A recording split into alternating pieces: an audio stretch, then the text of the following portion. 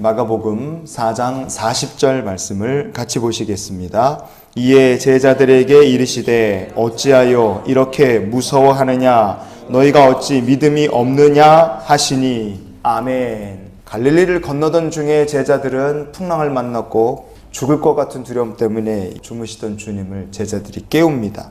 주님은 바람과 바다를 꾸짖으셔 잠잠케 하셨고 그리고 나서 제자들을 이렇게 책망하시죠. 어찌하여 이렇게 무서워하느냐 너희가 어찌 믿음이 없느냐 이렇게 제자들을 책망하시는 것을 볼 수 있습니다. 풍랑이 와서 부딪히고 배에 물이 들어와서 가득하게 되었다. 그러면 그런 상황이면 무서워하는 게 어찌 보면 당연한 거 아니겠어요? 그런데 그런 상황에서 제자들이 주님을 깨운 것이 왜 너희들 이렇게 무서워하느냐 믿음이 없느냐 책망을 들을 만한 일이었을까? 우리가 이런 생각이 들기도 합니다. 하지만 우리는 이 풍랑의 바다를 건너간 사건이 제자들을 향하신 영적인 훈련이었다고 생각해 보면 이 영적인 훈련을 통해 주님께서 제자들에게 들려주시고자 했던 영적 근본적으로 잊지 말아야 될 교훈이 무엇인지를 우리는 발견할 수 있게 된다고 봅니다. 이런 상황에 놓이게 된 근본적인 원인이 무엇이었을까? 마가복음 4장의 35절 말씀을 우리가 같이 봅니다.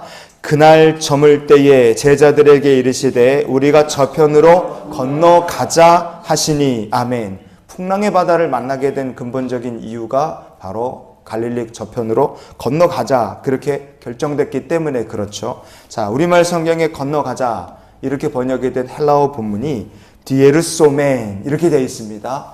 디에르소멘, 주목하고 싶은 것은 이 디에르소멘 건너가자라는 말씀이 헬라어 문법적으로 보면 가정법의 동사라는 점입니다.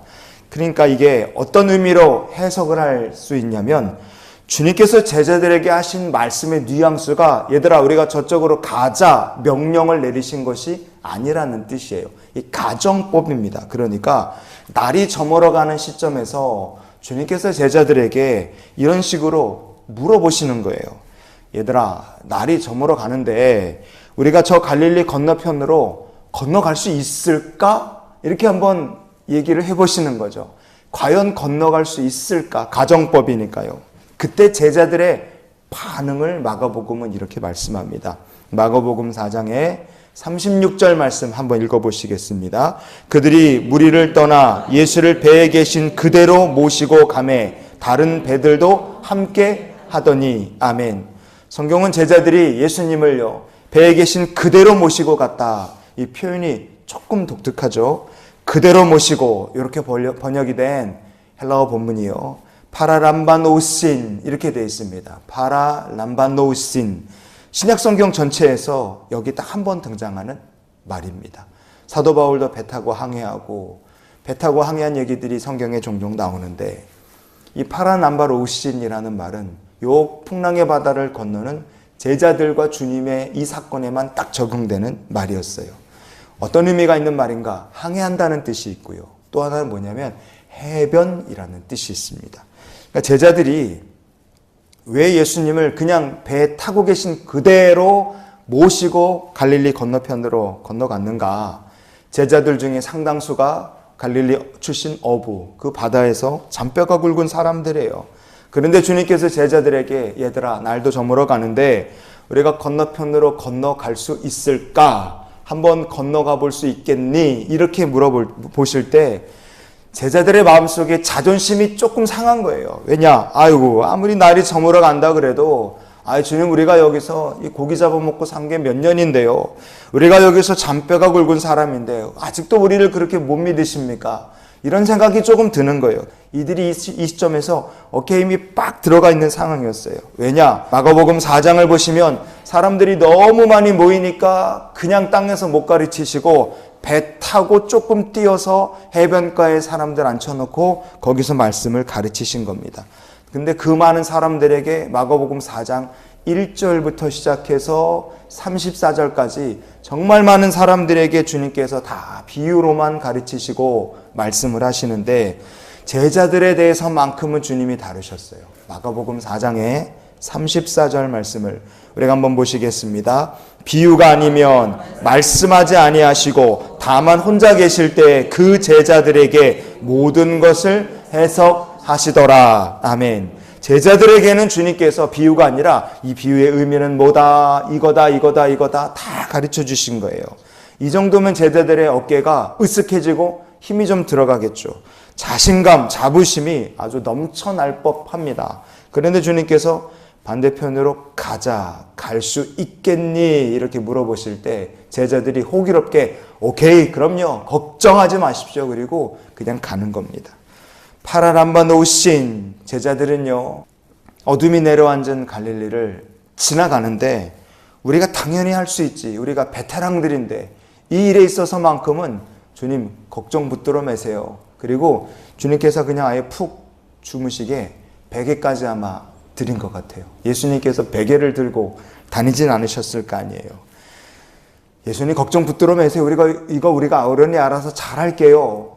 그런 마음으로 아주 담대하게 지나가는 겁니다. 그리고 깜깜해졌으니까 어떻게 해요? 그냥 건너서 반대편으로 똑바로 가는 게 쉽지 않을 것 같으니까 이들이 선택한 방법이 뭐냐? 이 파란 남바 놓으시라는 말씀처럼 항해를 하는데 해변을 따라서 쭉 가면서 반대편으로 주님 말씀하신 대로 가겠노라. 얼마나 좋아요. 땅 찢고 헤엄치기처럼 그렇게 할 수 있는 거죠. 그런데 중간에 바람을 만나고 풍랑이 일고 물이 넘쳐서 들어오기 시작할 때 이들은 그렇게 자신만만했던 갈릴리 바다에서요, 주무시던 주님을 흔들어 깨울 수밖에 없었어요. 여러분, 주님께서 그렇게 일어나신 다음에 하신 말씀이 바로 왜 이렇게 무서워하느냐, 믿음 없느냐, 그렇게 제자들에게 책망하신 거예요. 어떤 의미겠습니까? 너희들이 가장 잘 안다고 자부했던 갈릴리 바다에서, 그것도 깊은 곳이 아니라 해변을 따라가는 이 정말로 얼마 이렇게 뻔히 보이는 루트에서 바람 불고 파도 몰아쳐 들어오고 깔아앉을 것 같다고 주무시던 주님을 깨우는 거 보니 너희들 그 자신만만하던 거 다 어디 갔느냐? 왜 두려워하느냐? 믿음 없느냐? 주님께서 제자들을 책망하셨던 것입니다. 바꿔 말하면 제자들은요, 갈릴리를 건너는 거에 있어서만큼은 자신감이 넘쳤던 거예요. 이 일에 있어서만큼은 주님 없으셔도 괜찮다고 생각한 겁니다. 굳이 주님께서 두 눈 뜨시고 우리를 도와주실 필요 없다고 생각했던 거예요. 하지만 그들의 자신감은 가장 익숙하고 가장 자신만만했던 곳에서 여지없이 부서지고 말았어요. 여러분, 이런 경험을 우리가 삶에서도 합니다. 내가 제일 잘하고 내가 제일 익숙하고 내가 하는 이 사업이나 가정이나 무슨 일에 있어서만큼은 굳이 주님의 도우심과 함께 동행하시는 것을 우리가 의식도 하지 않고 필요도 없다고 생각했던 그곳에서 우리가 풍랑을 만나 두려워하고 무서워 주님을 깨웠던 제자들처럼 영적 실패를 우리가 경험할 때가 있다 이겁니다.